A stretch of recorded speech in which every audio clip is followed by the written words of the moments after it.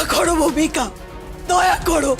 তোমাকে আর আমাদের ভালো মন্দ কিচ্ছু ভাবতে হবে না। আমরা বাঁচি মরি তোমাকে ভাবতে হবে না। তুমি তুমি বড় তরফের হয়েই কথা বলো, বড় তরফের হয়েই কথা বলো তুমি। ত্রিপর্ণা, এসব তুমি কি বলছো? ত্রিপর্ণা, এসব কথা বলো না। আমাদের পরিবারটা এখনো একান্নবর্তী পরিবারই আছে, বড় তরফ ছোট তরফ। এসব কথা বলো না ত্রিপর্ণা, এসব কেন বলছো? বাবিন, তুই একবার আয়ুষীকে ফোন কর না বাবা, দেখ না ও কি বলছে। মম মম দিদি ভাইকে ফোনে পাবে না, কোর্টরুমে তো ফোন ধরা অ্যালাউড না, এখন কিচ্ছু জানা যাবে না। তাহলে আর কি, কাকিমণির শরীর খারাপ হোক, তোরা দর্শক হয়ে দেখ। কাকিমণি, শোনো না, চলো তুমি একটু বসবে, চলো তো, এসো এসো, একটু শান্ত হয়ে বসবে, এসো এসো এসো আমার সাথে, এসো এসো তো।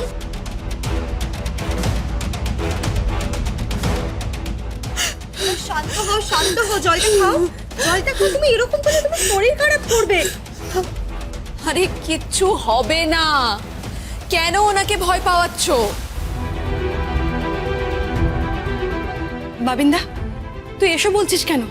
বিজিত লোকটা খারাপ, পাপ করলে সাজা পেতে হয়। ঠিক তাই, যে যা করবে তার ফল তো তাকে পেতেই হবে। আমরা কেউ চাই না যে আমাদের পরিবারের কেউ খারাপ থাকুক বা কারোর খারাপ হোক, কিন্তু কৃতকর্মের ফল তো পেতেই হবে। আমার শ্বশুর মশাইও অন্যায় করেছেন, পাপ করেছেন। উনি ওনার মেয়েদের কাছে সত্যিটা আড়াল করেছেন। বিজিতের সম্পর্কে সবকিছু জানা সত্ত্বেও উনি আয়ুষীর বিয়ে বিজিতের সঙ্গে দিয়েছেন। কেউ একবারও ভেবে দেখেছো যদি যদি শিবপ্রসাদ না থাকতো তাহলে আয়ুষীর কি হতো? আয়ুষী তো নিজের মুখেই বলেছে যে বিজিত যদি আয়ুষীকে দেশের বাইরে নিয়ে যেত তাহলে তারপর কি হতো সেটা আমরা সবাই আয়ুষীর মুখে শুনেছি। শুনে গায়ে কাঁটা দিয়েছিল একেবারে। বাবিন, তুমি তো দাদা, বড় দাদা, তোমার কি তোমার বোনেদের প্রতি কোনো কর্তব্য নেই? কোনো কর্তব্য নেই? ও কি কর্তব্য করতো? বিজনেসে কর্তব্য ভালোবাসা এগুলো দেখলে হয় না, বুঝলে? তাহলে কি দেখবে? কি দেখবে? সম্পর্ক, ভালোবাসা, এই সব কিছুর থেকে ব্যবসা বড়, তাই তো? তোমার কাছে ব্যবসা বড়, জিতের কাছে ব্যবসা বড়, কি তাই তো? মামুনি, মামুনি প্লিজ তুমি শান্ত হও। আরে তোমরা সবাই যদি এইভাবে উত্তেজিত হয়ে যাও তাহলে কি করে হবে বলো তো? খুব মুশকিল হয়ে যাবে তাহলে। কিন্তু অনেকক্ষণ তো হয়ে গেল, কিছু তো জানতে পারছি না। আরাধ্যা, তোরা কেন এরকম করলি? কেন এরকম করলি আরাধ্যা? আমি আর টেনশন নিতে পারছি না, আর আমি টেনশন নিতে পারছি না। মম যেটা হওয়ার সেটা হবে, তবে তুমি দেখো ড্যাডির কিচ্ছু হবে না। তুমি দেখো ড্যাডির কিচ্ছু হবে না। আরাধ্যা, সান্ত্বনা দেওয়া প্র্যাকটিস করছো বুঝি? ভানুদা, ভানু!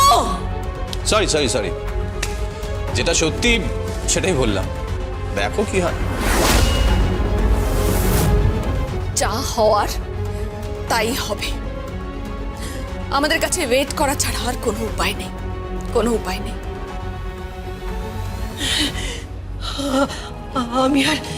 আমি আর কিছু ভাবতে পারছি না, আমি আর কিছু ভাবতে পারছি না, আমি আর কিছু ভাবতে পারছি না।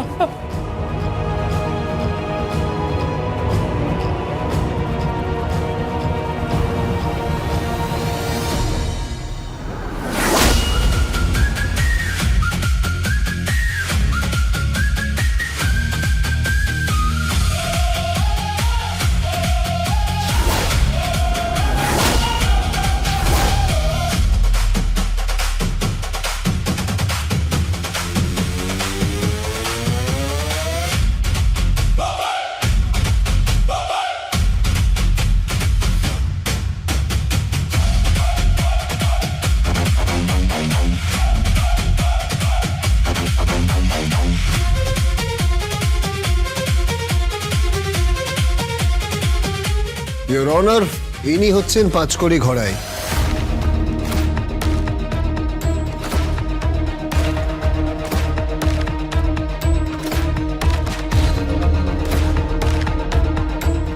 এখানে হাত রেখে বলুন, যাহা বলিব সত্য বলিব, সত্য বই মিথ্যা বলিব না।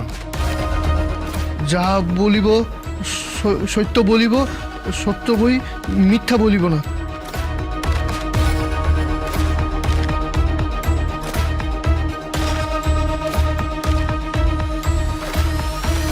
আপনার নাম? আগে পাঁচকড়ি ঘোড়াই। কোথায় থাকেন আপনি? আগে কুসুমপুর গ্রামে। আপনার পেশা কি?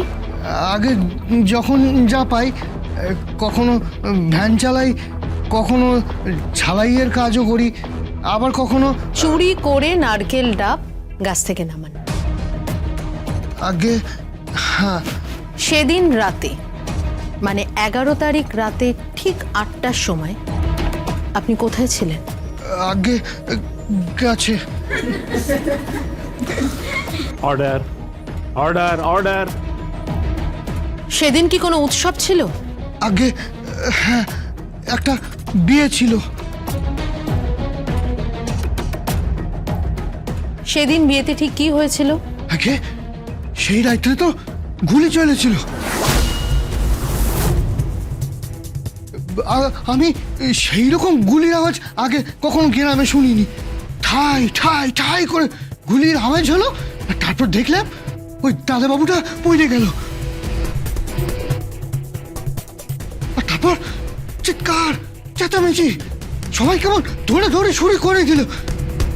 আমি খুব ভয় পেয়ে গিয়েছিলাম। অবজেকশন ইওর অনার, এই লোকটাকে সাজিয়ে আনা হয়েছে, এই লোকটাকে সাক্ষী বানিয়ে আনা হয়েছে, এই লোকটাকে শিখিয়ে পড়িয়ে আনা হয়েছে। আমার কাছে ইনফরমেশন আছে যে এই লোকটা শিবপ্রসাদ গাঙ্গুলি ওরফে পরশুরাম এবং তটিনী গাঙ্গুলির বাড়িতে ছিল। 2 দিন 2 রাত ও ওখানে ছিল এবং সেখানে ওকে যথেষ্ট পরিমাণে শিখিয়ে পড়িয়ে তৈরি করে কোর্টে পাঠানো হয়েছে, যাতে এই কেসের অভিমুখ পরিবর্তন করা যায়। Objection overruled. আগে সাক্ষীকে বলতে দিন। You may proceed, advocate Mukherjee. Thank you your honour. তারপর কি হলো?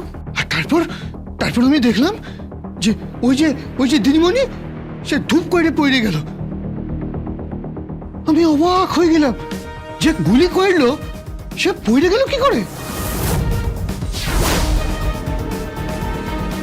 আপনি স্পষ্ট দেখেছিলেন? হ্যাঁ, গাছটা পাশেই ছিল, আর আমি তো খানিকটা উঠেছিলাম। আপনি কতটা উঠেছিলেন? প্লিজ প্লিজ অ্যাডভোকেট মিত্র, ওনার কাজে বাধা দেবেন না, ওনাকে বলতে দিন। Sorry your honour. আপনি বলুন, আপনি ঠিক কতটা উঠেছিলেন? সে আর কত হবে, ওই 15-20 হাত মতো ওপরে উঠেছি। আর তারপরে দেখি কি সবাই মিলে দৌড়ে দৌড়ে ছুটো শুরু করে দিল।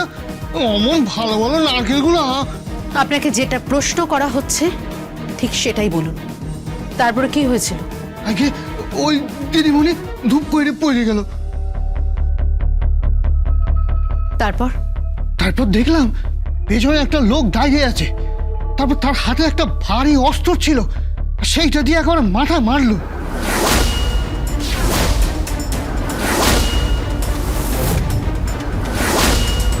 আপনি দেখেছেন মারতে? হ্যাঁ, আমি দেখছি।